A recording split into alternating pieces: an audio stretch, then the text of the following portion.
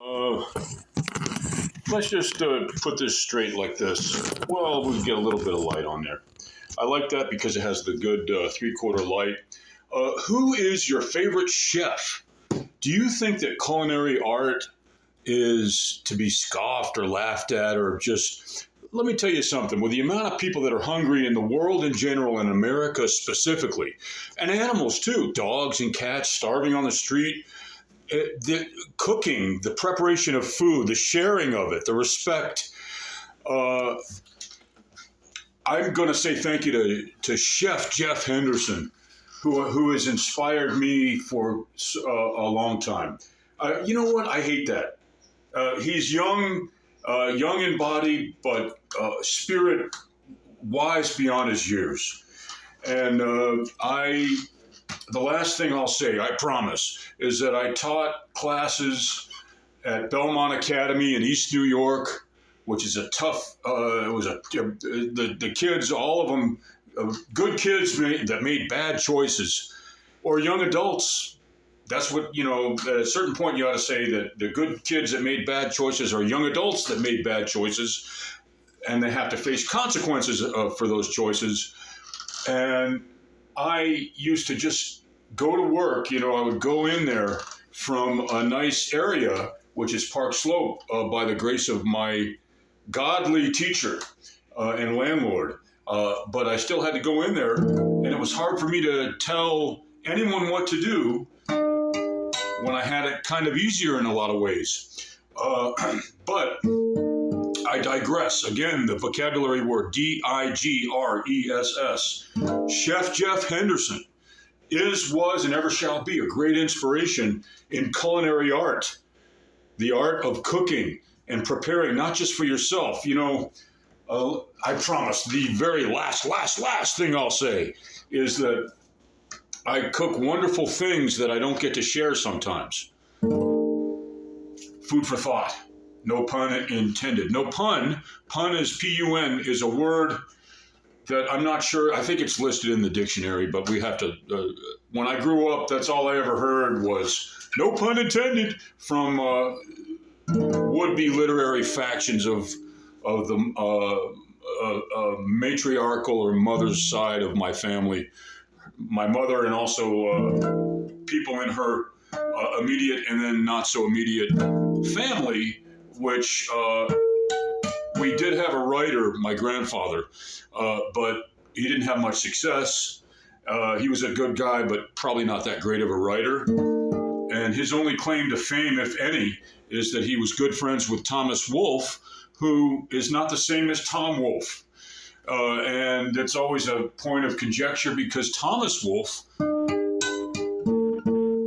was played by Jude Law, and Colin Firth played his editor, and he used to drive his editor crazy.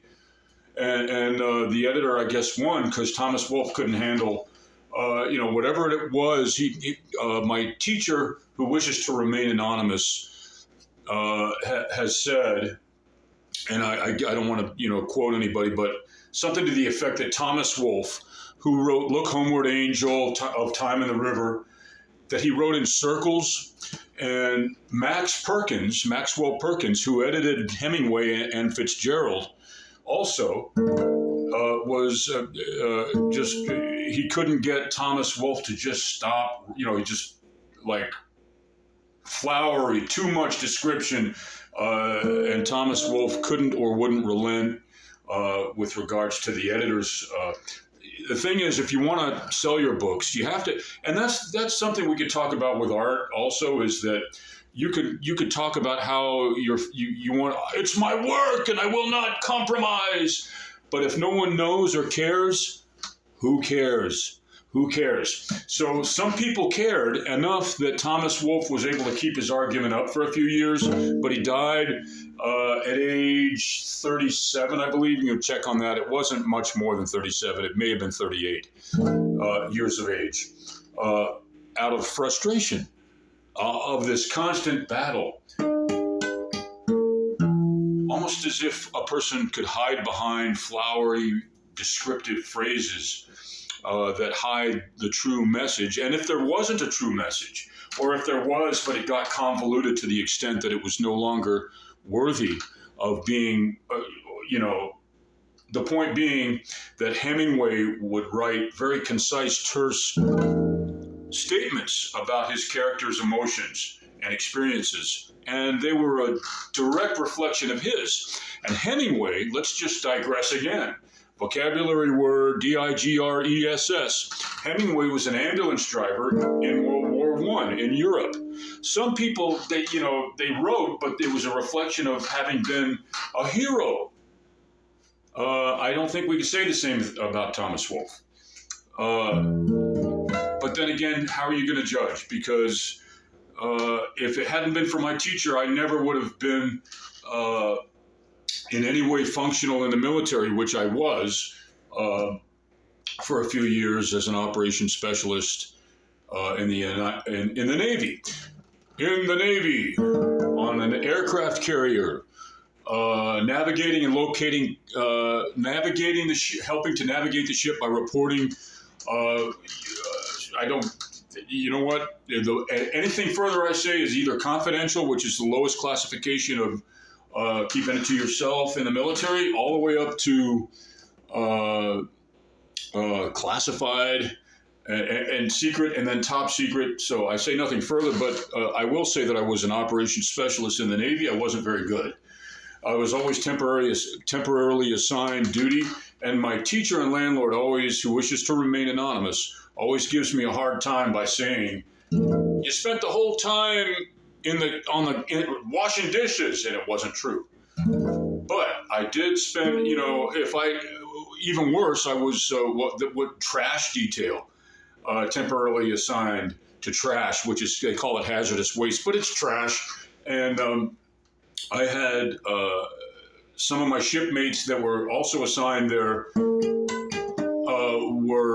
I remember one petty officer specifically that was assigned there because he was beholden. He was devoted to Greenpeace, which is Greenpeace and the Navy are like this. Greenpeace used to, at this time, Greenpeace was an organization to save the whales, stop the United States Navy from just the hazardous waste.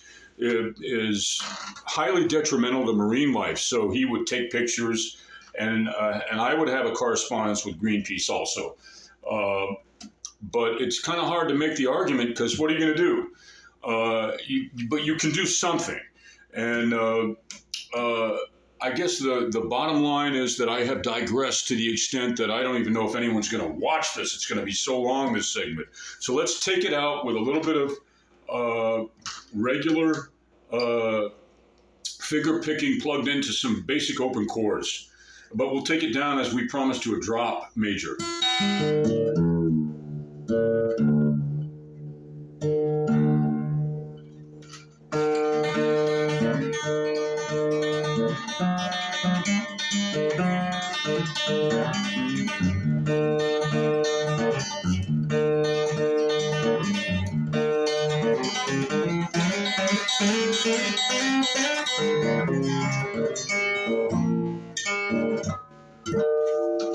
And on that note, no pun intended, to the Reynolds clan, my mother's maiden name Reynolds, not Reynolds, go figure, but Reynolds with an A, and their constant aloof, no pun intended phrase that I used to hear when I was a kid. Okay, everybody have a great day, and if you get a chance, you might want to look up Thomas Wolfe and just kind of do a research on him as compared to F. Scott Fitzgerald and, of course, Hemingway. And when you look up Hemingway, I recommend you find out about people that were in Paris in the 1930s, and also look into the Franco and the beginning of the Spanish Civil War, and how that played out with regards to fascism, which became so powerful at the end of the Spanish Civil War with regards to Franco, Mussolini, and Hitler. in Germany, and you might, and then finally Japan, which we had basically what we're doing is social studies using music and art, and we had the Axis and the Allies.